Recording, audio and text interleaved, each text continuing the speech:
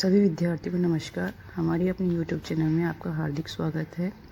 हमारा आज का प्रश्न है, आदिकालीन साहित्य का संक्षिप्त परिचय दीजिए। इसके उत्तर में हमें इसकी भूमिका लिखनी है, फिर आदिकाल में कौन कौन से साहित्य लिखे गए, कौन कौन सी रचनाएं लिखी गई, उनकी क्या विशेषताएं थी, क्या भाषा शैली थी, इन सब के बारे में लिखना है। आइए देखते हैं हम इसका उत्तर किस प्रकार लिखेंगे। आदिकालीन साहित्य लगभग 7वीं से 14वीं सदी हिंदी का प्रारंभिक काल है, जो वीरता, धर्म और श्रृंगार से परिपूर्ण है, जिसमें सिद्ध, नाथ और रासो साहित्य प्रमुख है। ये काल वीर गाथाओं, आश्चर्यताओं की प्रशंसा और अपभ्रंश, डिंगल पिंगल जैसी लोक भाषाओं के प्रयोग के लिए जाना जाता है, जो हिंदी की नींव रखता है। इस साहित्य में धार्मिक उपदेश, सिद्धनाथ, राजाओं के शौर्य, रासो ग्रंथ और लौकिक प्रेम, विद्यापति, खुसरो की झलक मिलती है, जो वीर रस, श्रृंगार और शांत रस की प्रधानता दर्शाते हैं। साथ ही कई छंदों और अलंकारों का प्रयोग भी हुआ है। इतनी भूमिका लिखने के बाद हम आदिकालीन साहित्य की धाराएं और प्रवृत्तियां लिखेंगे। इस साहित्य की प्रमुख धाराएं और विशेषताएं इस प्रकार है। पहली धारा है रासो साहित्य। रासो साहित्य वीरगाथात्मक साहित्य था। ये चारण कवियों द्वारा अपने राजाओं की प्रशंसा में लिखा गया, जैसे पृथ्वीराज रासो। इसमें वीर रस और युद्धों का सजीव वर्णन है। इसमें हम बिसलदेव रासो, परमार रासो, विजयपाल रासो आदि भी लिख सकते हैं। दूसरा बिंदु है धार्मिक साहित्य। इसमें सिद्ध, नाथ और जैन साहित्य आता है। सिद्ध साहित्य में हम लिखेंगे, सिद्ध साहित्य बौद्ध धर्म की व्रजयान शाखा से जुड़ा था। राहुल सांस्कृताय ने सिद्धों की संख्या 84 बताई। ये लोग अपने नाम के पीछे पा जोड़ते थे, जैसे सहरपा, लुईपा, सबरपा आदि। इसमें रहस्यवाद और सहज साधना पर बल दिया गया। इन्होंने बाहर आडंबरों का विरोध किया और अंत साधना और गुरु के महत्व पर बल दिया। इसका दूसरा पॉइंट है नाथ साहित्य। नाथ साहित्य के प्रवर्तक मत्स्येंद्रनाथ एवं गोरखनाथ माने गए। ये योग साधना, ब्रह्मचर्य, इंद्रिय निग्रह पर केंद्रित है, जिससे भक्ति काल के निगुण साहित्य को प्रेरणा मिली। नाथों की संख्या 9 मानी गई थी।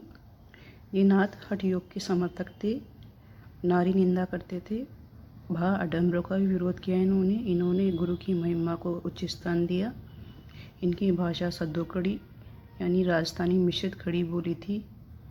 इनकी प्रमुख रचनाओं में गोरखवाणी को मुख्य रूप से जाना जाता है, जो गोरखनाथ की थी। तीसरा पॉइंट है हमारा जैन साहित्य। जैन साहित्य में हम लिखेंगे, आदिकालीन हिंदी साहित्य की एक समृद्ध और प्राचीन धारा है, जो मुख्य रूप से अपभ्रंश और पुरानी हिंदी में रची गई। अहिंसा, नैतिकता और मोक्ष को केंद्र में रखकर रचित इस साहित्य में रास, चरित्र और काव्य शैली प्रमुख है। स्वयंभू, पुष्यदंत और देवसेन आदि इसके प्रमुख रचनाकार हैं। जैन साहित्य का प्रमुख उद्देश्य था जैन धर्म के सिद्धांतों, उसकी नैतिकता और वैराग्य का प्रचार करना।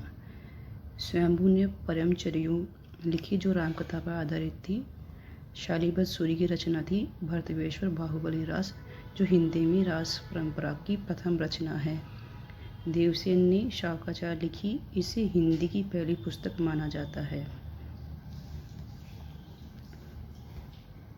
अब तीसरा पॉइंट है हमारा लौकिक साहित्य। लोक भाषा में लिखा गया, जिसमें श्रृंगार और मनोरंजन का पुट था, जैसे विद्यापति की पदावली और अमीर खुसरो की पहेलियाँ। अमीर खुसरो ने खड़ी बोली में मनोरंजक पहेलियाँ लिखी, मुर्कियाँ और 2 सुखने भी लिखे, जो जनता के बीच अत्यंत लोकप्रिय हुए। विद्यापति की पदावली में राधा कृष्ण के प्रेम का वर्णन किया गया। लौकिक साहित्य में रोड़ा कवि की राउलवेल रचना भी आती है। यह एक शिलांकृत कृति थी, जो गद्यपद मिश्रित चंपू काव्य है। ढोरा मारूरा दुआ की रचयिता कवि कल्लोल है। ये ढोला और मारू की प्रेम कहानी पर आधारित एक प्रसिद्ध राजस्थानी लोक भाषा काव्य है। बसंत विलास और संदेश राशक भी लौकिक साहित्य के अंतर्गत आती है। हम ये सब भी इस साहित्य के अंदर लिख सकते हैं। उसके बाद हम भाषा शैली के बारे में लिखेंगे। अपभ्रंश और पुरानी हिंदी। डिंगल पिंगल का प्रयोग, जिसमें दोहा, गाथा, रोला जैसे प्रमुख छंद थे। डिंगल भाषा पश्चिमी राजस्थान, मारवाड़ी और अपभ्रंश की भाषा है, जबकि पिंगल पूर्वी राजस्थान, ब्रज भाषा और राजस्थानी से प्रभावित है।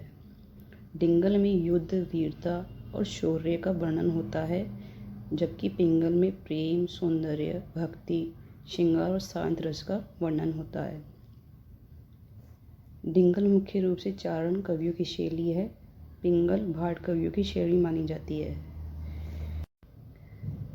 डिंगल की शब्दावली कठोर और ओजपूर्ण होती है, जबकि पिंगल की शब्दावली कोमल और मधुर होती है। इसके बाद हम प्रवृत्तियाँ लिखेंगे। हम वे सब प्रवृत्तियाँ लिखेंगे जो हमें आदिकालीन साहित्य में देखने को मिली। इसके अंदर दरबारी संस्कृति, ऐतिहासिकता का अभाव, युद्ध वर्णन की सजीवता, वीर रस, श्रृंगार रस की प्रधानता, आश्रयदाता की प्रशंसा आदि प्रवृत्तियाँ थीं।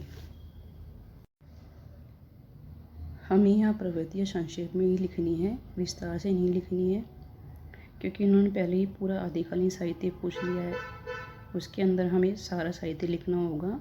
रासो साहित्य, धार्मिक साहित्य, लौकिक साहित्य, फिर इनकी रचनाएँ, इनकी प्रवृत्तियाँ, इन सब के बारे में हमें लिखना होगा। इसलिए हम सबके बारे में थोड़ा थोड़ा लिखेंगे। संक्षेप में हमें लिखना है, आदिकालीन साहित्य एक संक्रमणकालीन और विविधताओं से भरा युग है। प्रवृत्तियों के कारण आचार्य रामचंद्र शुक्ल ने आदिकाल को वीरगाथा काल नाम और जॉर्ज ग्रेसन ने इसे चारण काल नाम दिया। इस प्रकार हमारा ये उत्तर पूरा होता है। पीछे आपको बैकग्राउंड में जो आवाज़ें आ रही है आप उसको इग्नोर करें। मेरी यही समस्या है कि मैं वीडियो रेगुलर नहीं बना पाती हूँ, क्योंकि पास में कंस्ट्रक्शन का काम चल रहा है, तो डेली मशीनों की आवाज़ आती रहती है। का सीजन है तो डीजे बजते रहते हैं, इसलिए मैं रेगुलर वीडियो नहीं बना पाती हूँ। मिलते हैं अगले वीडियो में अन्य महत्वपूर्ण प्रश्नों के साथ। आप सबका धन्यवाद।